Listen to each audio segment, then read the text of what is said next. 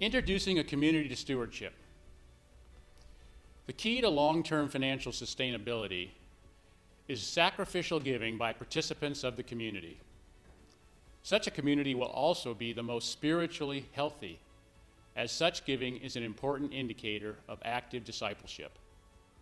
However, that is not where a community begins. Such giving requires heightened awareness and significant commitment to the community, what it is, and what it has determined to do. Clarity on these points is characteristic of a mature Christian. To oversee the financial sustainability of a community is to be an agent of God's grace. One seeks to have people give as a way of inviting them into the graceful work of God and providing them a meaningful experience of participating in God's love.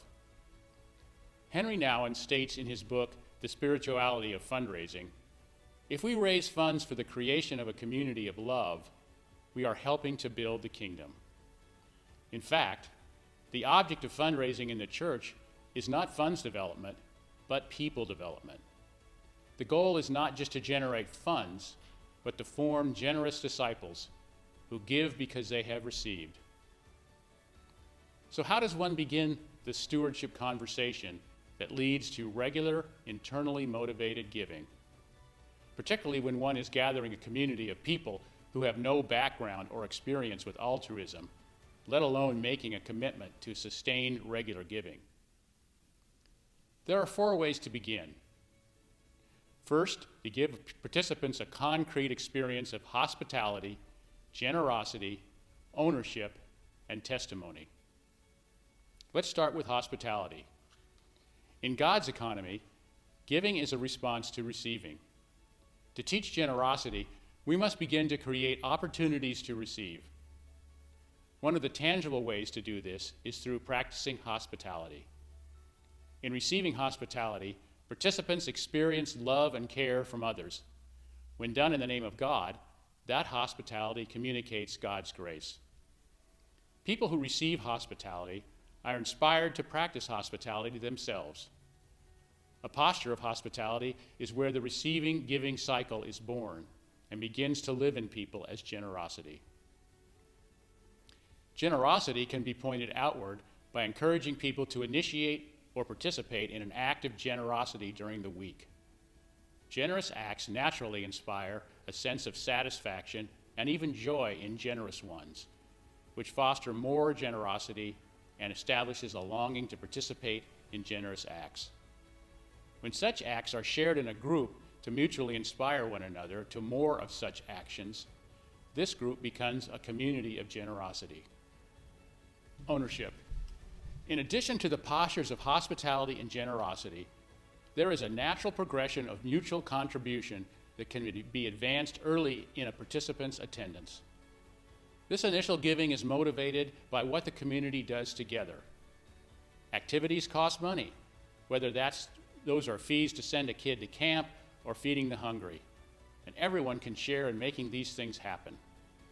Significant bonding can occur when a group of people accomplish a goal or make a difference together. When people become accustomed to paying for casual activities of the community, they are a step closer to supporting the community itself. To allow the community to thrive, to build a better world, to gain new participants, and to expand its generous impact.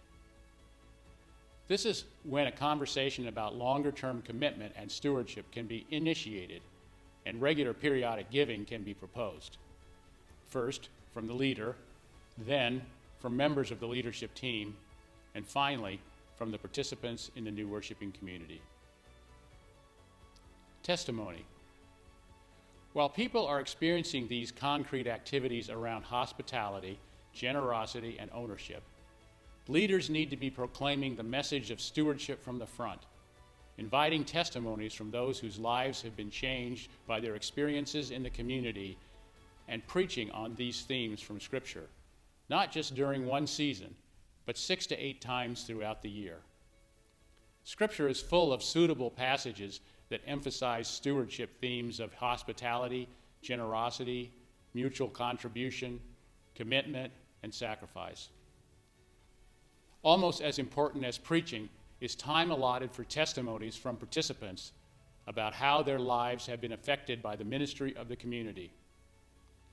Paradigms shift when people commit to something bigger than themselves, something that makes them stretch farther than they expect to stretch. As a result of doing that, they become different, deeper people. They realize a real sense of accomplishment and satisfaction. They learn the value of giving themselves away, and they want more. People may join a community for what they can get, but they stay for what they can give. This is how people change and how their commitment grows. If you don't use giving of money to accomplish this change, you are ignoring one of the best and most straightforward tools of discipleship.